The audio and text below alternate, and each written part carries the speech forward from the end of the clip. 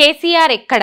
ఇది యావత్తు తెలంగాణ సమాజం కాదు, సమాజం అడుగుతలేకపోయినప్పటికీ కూడా సరే ప్రజలకు కష్టాలు ఉన్నాయి, కేసీఆర్ ఎక్కడ, మా తరపున ప్రశ్నించాలి, మా తరపున కొట్లాడాలి, పోరాటం చేయాలని ప్రజలు అనుకుంటున్నప్పటికీ కూడా ప్రధానంగా కాంగ్రెస్ కానీ బీజేపీ కానీ మొన్న ధర్మపురి అరవింద్ కానీ కొంతమంది నాయకులు కానీ నిన్న కాంగ్రెస్లో కొండా సురేఖ గాని కాంగ్రెస్ ముఖ్యమంత్రితో సహా కేసీఆర్ ఎక్కడ కనబడతలేడు, కేసీఆర్ ఎందుకు ప్రజలలోకి వస్తలేడు, ఎందుకు ప్రజలలో తిరుగుతలేడు?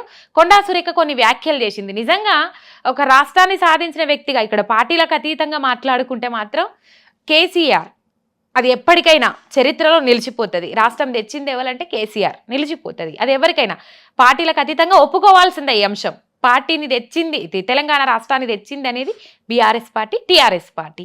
కానీ అట్లాంటి వ్యక్తిని పట్టుకొని కొండా సురేఖ కేటీఆర్ అంటే కేటీఆర్కు పదవి దాహం, సంపిండో బొందబెట్టిండో బొండిగా విసికిండో అని చెప్పేసి మాట్లాడింది కొండా సురేఖ. ఆమెనే కాదు చాలా మంది ఈ విధంగా మాట్లాడుతూ ఉన్నారు.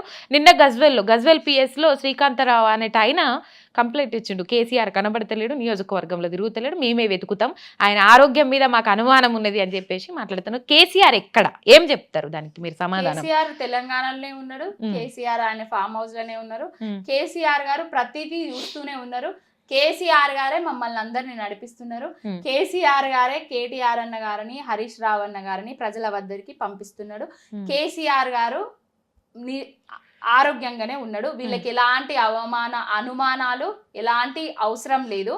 కేసీఆర్ ఎక్కడ అనేది కూడా వీళ్ళ డైవర్షన్ పాలిటిక్స్ లో భాగమే తప్ప మీకు అధికారం ఇచ్చింది ప్రజలు.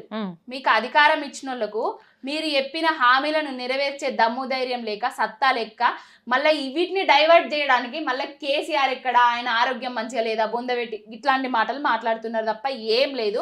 ఇలాంటి మాటలు మాట్లాడేటోళ్ళు వాళ్ళ ఇంట్లో అమ్మా నాన్నలే ఉన్నారని ఆలోచించుకొని మేము కూడా ఒక అయ్యా అబ్బకు పుట్టినం అనేది మర్చిపోయి మాట్లాడకండి అని చెప్తున్నాము. ఈ కొండా సురేఖకు సిగ్గు లేదు. ఫస్ట్ ఆఫ్ ఆల్ సిగ్గు లేకుండానే ప్రజల అంటే వేరే వ్యక్తుల మీద విమర్శలు చేస్తుంది, కేసీఆర్ గారు లాంటి నాయకుడి మీద కూడా విమర్శలు చేస్తున్నది.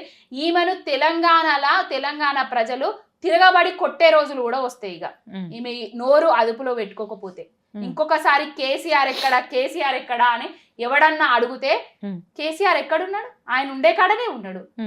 మీరే కదా ఉండాల్సింది ప్రజలల్ల కదా అంటారు. మార్పు అని కొత్త ప్రభుత్వాన్ని తెచ్చుకున్నారు కదా, ఆ ప్రభుత్వం పాలించాలి కదా. ఆ ప్రభుత్వం వస్తేనేమో ఇప్పుడు రామన్న ప్రశ్నించినా హరీష్ అన్న ప్రశ్నించినా వాళ్ళు వచ్చి 2 నెలలు అవుతుంది, 3 నెలలు అవుతుంది, 100 రోజులు అవుతుంది, 10 నెలలు అవుతుంది అని అంటున్నారు. మళ్ళీ కేసీఆర్ వస్తే కూడా అట్లనే అంటారు కదా. కొంచెం సమయం ఇద్దామని చూస్తున్నాము, డిసెంబర్ దాకా వాళ్ళకి సమయం ఇస్తాము. డిసెంబర్ తర్వాత మా నాయకుడు బయటకు వస్తాడు. ఫస్ట్ రాజు యుద్ధానికి రాడు కదా, ఫస్ట్ సైనికులను బంటులను వీళ్ళందరినీ పంపుతాడు కదా. మేము యుద్ధం చేస్తున్నాం ప్రతిపక్ష హోదాలా ఇప్పుడు అధికారంలో ఉన్న పార్టీ మీద మేము యుద్ధం చేస్తున్నాం, ప్రజల పక్షాన నిలబడుతున్నాం, ప్రతిదీ ప్రశ్నించే గొంతుకలలాగా ప్రశ్నిస్తున్నాము. మమ్మల్నే తట్టుకోలేకపోతున్నాడు ఈ రేవంత్ రెడ్డి అనేటోడు ఈ జుజీబుకి మేమందరం జాలు. కేసీఆర్ వచ్చి ఇప్పుడు ఏం చేయాల్సిన అవసరం లేదు. అంటే ఆపుతుర్రా కేటీఆర్ హరీష్ రావు కేసీఆర్ బయటికి రాకుండా? ఆయన కనుసన్నల్లో నడిచే నాయకులం మేమందరం, రామన్న గాని హరీష్ అన్న గాని ఎవరైనా గాని. కానీ మేము ఆయన ఆపే అంత శక్తి ధైర్యం ఎవరికన్నా ఉన్నదా?